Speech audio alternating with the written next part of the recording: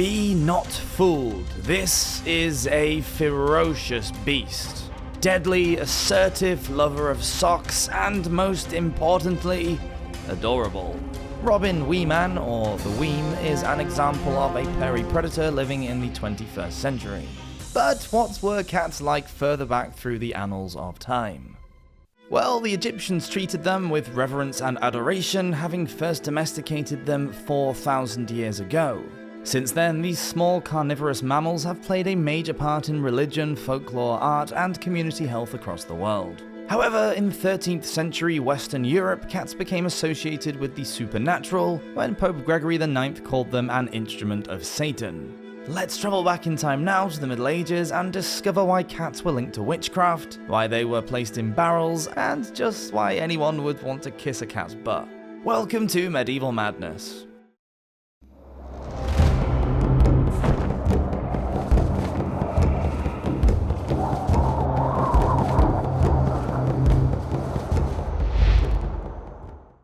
The love cats.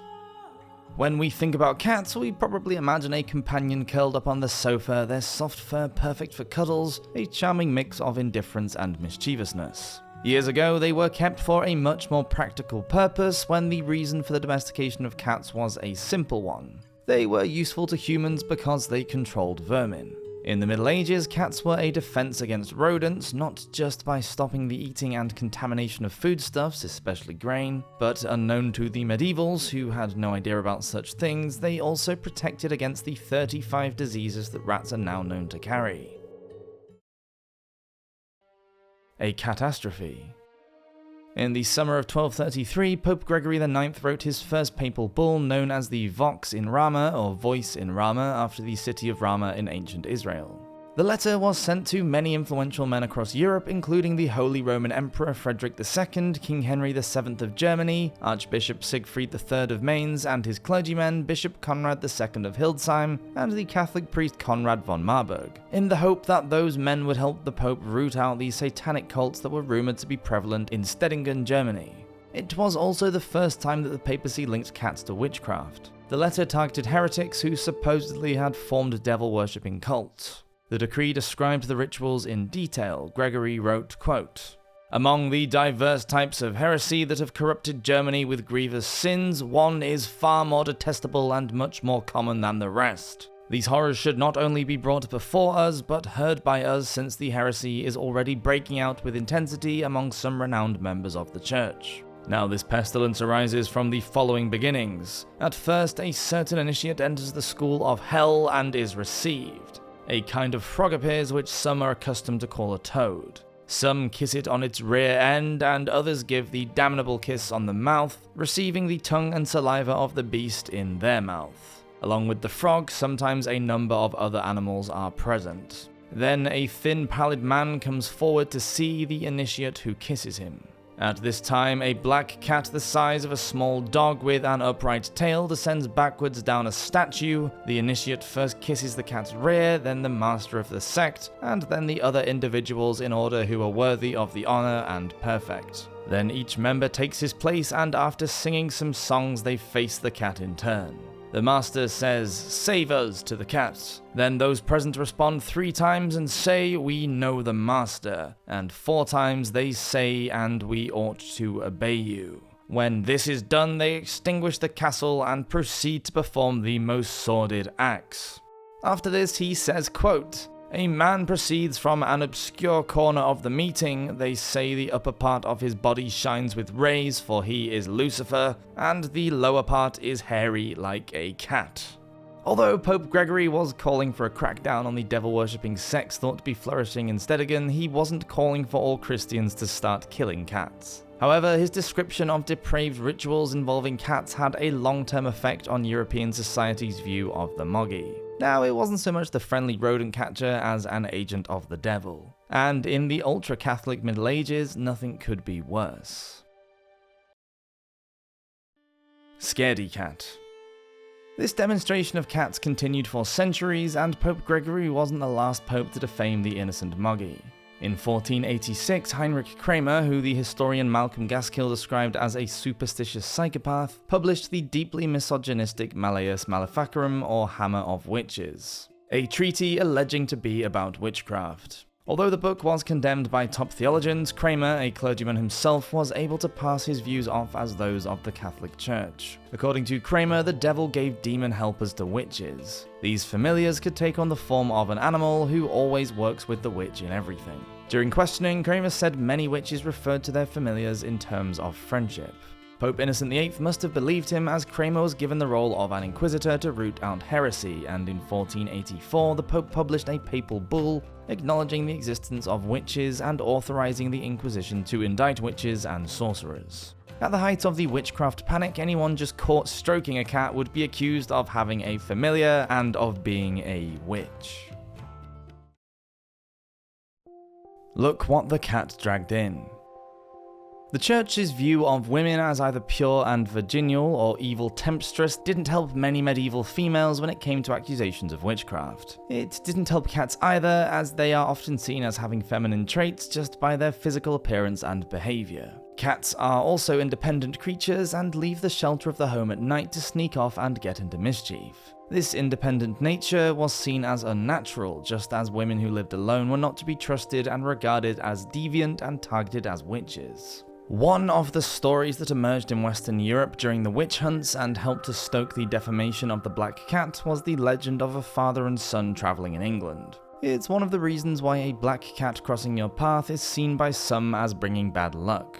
One night, a black cat walked in front of the men, and for reasons known only to them, they pelted the poor animal with rocks until it ran to the home of a woman who had previously been accused of witchcraft. The next day, the father and his son saw the woman in question. She was limping and covered in bruises, so the men assumed that she could turn herself into a black cat at night. They assumed, therefore, that they had been throwing rocks at the woman when she had taken the form of the cat.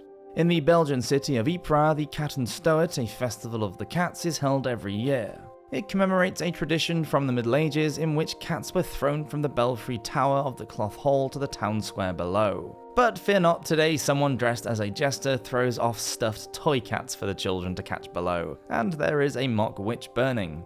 However, the medievals weren't as pet-friendly as we are today, and they slung real cats from the bell tower. Whether this was because they were killing the moggies, believing them to be evil spirits connected to witchcraft, or because they were culling the feline population is anybody's guess. In the Northern European traditions of Fastelavond, a carnival celebrated 7 weeks before Easter Sunday, cats also performed an important role, where playing Hit the Cat Out of the Barrel is a similar game to a piñata. Today, the barrel just has a picture of a cat painted on the side and is filled with sweet treats. But in the Denmark of the Middle Ages, a real black cat was placed inside the barrel, which was hit with sticks until it broke, and the poor traumatized animal could run off. The custom was meant to symbolize evil being chased away.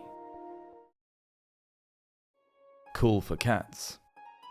In contrast to the maltreatment that some cats were facing in the West, in the East, in China, cats were generally held in high regard. First introduced as vermin catchers by the time of the Song dynasty in the 10th century, they had become increasingly popular and were kept as pets. By the late Middle Ages Ming dynasty, there were paintings of cats as treasured animals, some with gold collars, and poems were written about them. In Japan, they were viewed as good luck symbols and popular with silk makers who used cats to kill the mice that feasted on the silkworms.